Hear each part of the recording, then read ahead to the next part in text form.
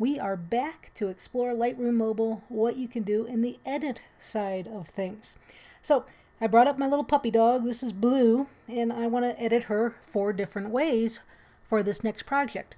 So this is how it opens up. Over on the right hand side are all of our tools. We've got light, so we can explore exposure, contrast, highlights, all this good stuff.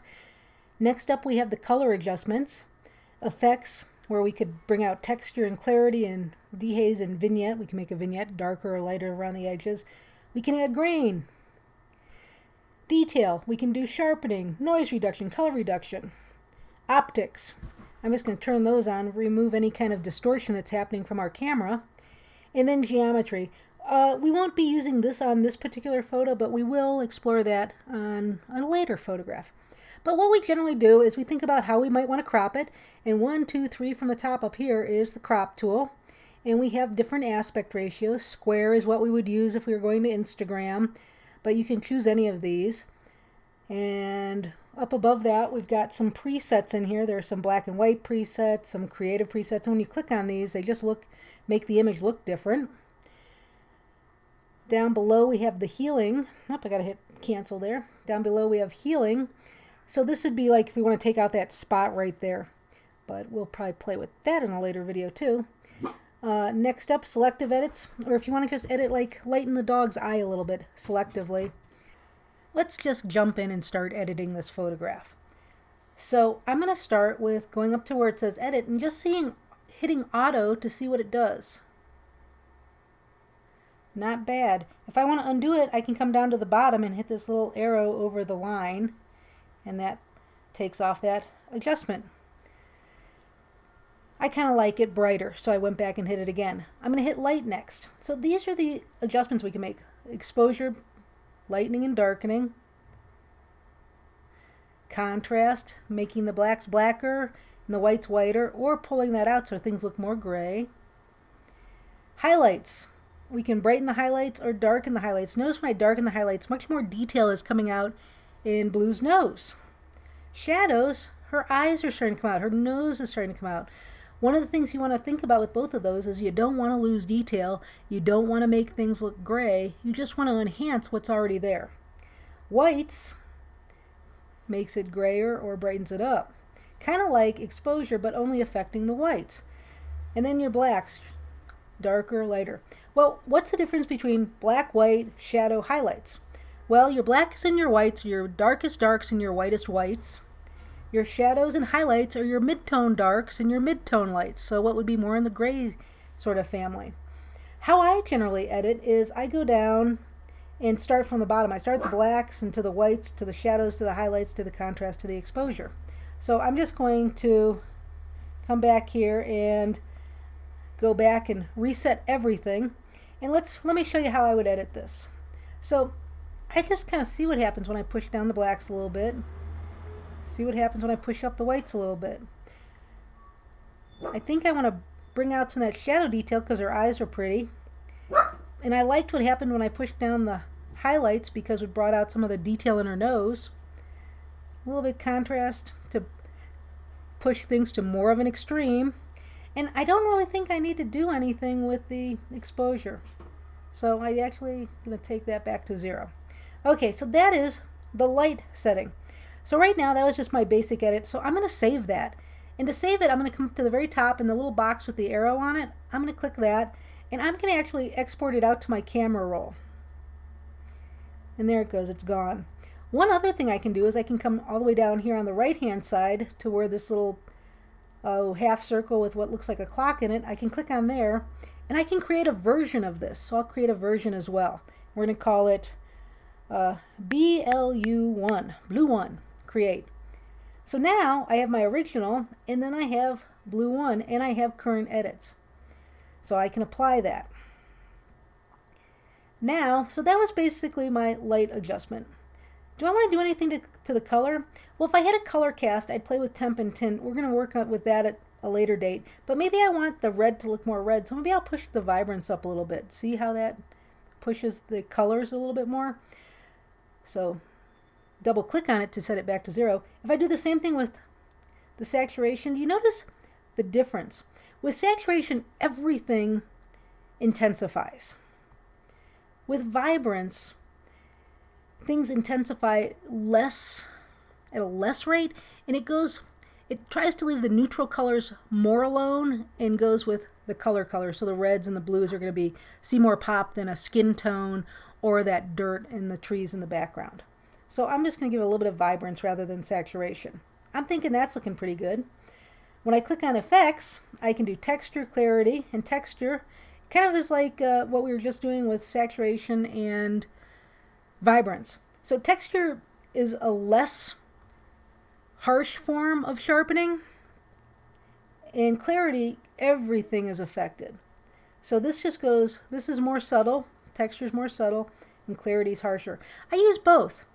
If you had haze in your photograph, like shooting at the mountains, you could use dehaze. Some people like it as an effect on all of their photographs. You can kind of see what's happening here. I don't really like it on this one. But vignette's kind of fun. If you go left, you get a darker vignette. If you go right, you get a white vignette. So I'm going to give her a little bit of vignette. And I can change the midpoint. You can see it growing here. I'll make it more extreme so you can kind of see the difference. Okay. And the roundness, you can make it rounder or more oval. And feather, that's how harsh it is. So over here, it's pretty hard edge. And over here, it's super soft edge. So I like a little bit softer edge. I'm going to pull that back a little bit. One of the things with a vignette, I like to use vignettes a lot, but I don't like to use it to the point where it becomes very noticeable in my photograph. I like to keep it subtle. Okay, so you know what? I think this is looking good, so I think I'll save version number 2 here. So I'm going to go back up to here, and I'm going to export to my camera roll.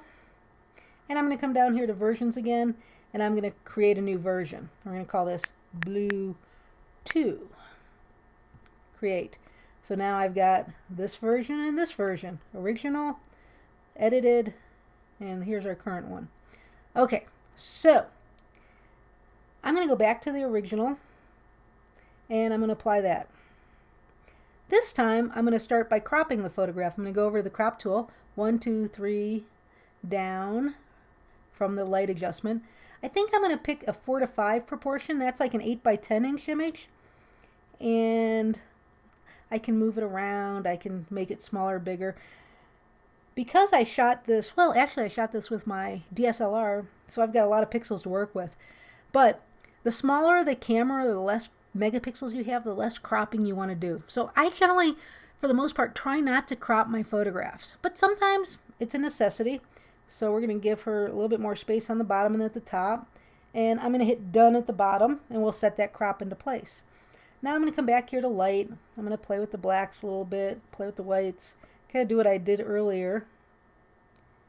Looking good. Now I'm going to try the one of these presets. So, desaturated color looks kind of cool. So I'm going to use that right away.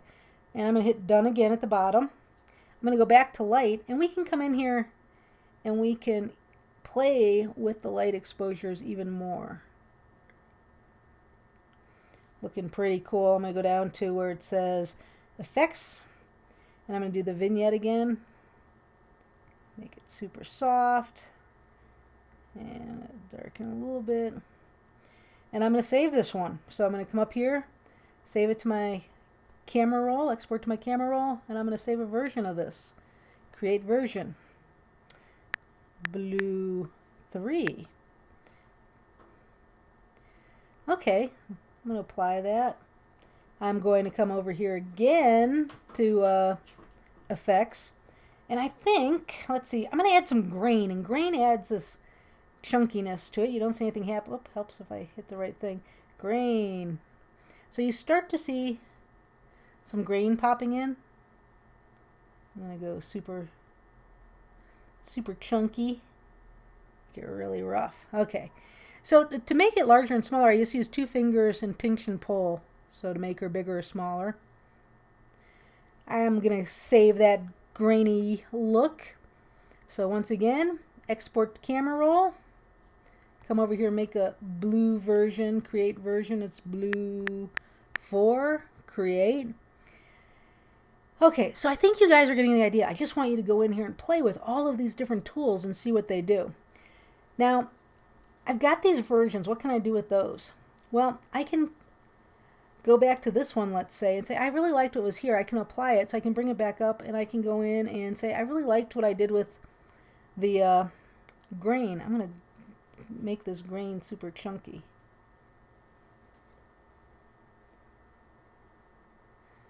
On this one. So that's looking good. I like how that's looking. I'll brighten it up a little bit. I could even come in here and say, oh, what's aged photo look like? Oh yeah, that's it. We'll hit done. We'll save it to the camera roll. Go back here. We'll create a version. I guess we're on blue 5 now. Okay. So back to blue 2. We'll apply it. If I want, I can just save all those versions and then go and pick which ones I want to send to the camera roll. So you have your choice there. You can do it either way. Save it straight to the camera roll or create versions to save to the camera roll. The cool thing about versions is you can go back and access them anytime and change them. Okay? A lot more user-friendly than going to the camera roll. So that is some basic editing. And be sure to just, dive in and have some fun. Make 8, 9, 10 versions and pick your favorite 4 that you did. That is your introduction to Lightroom Mobile.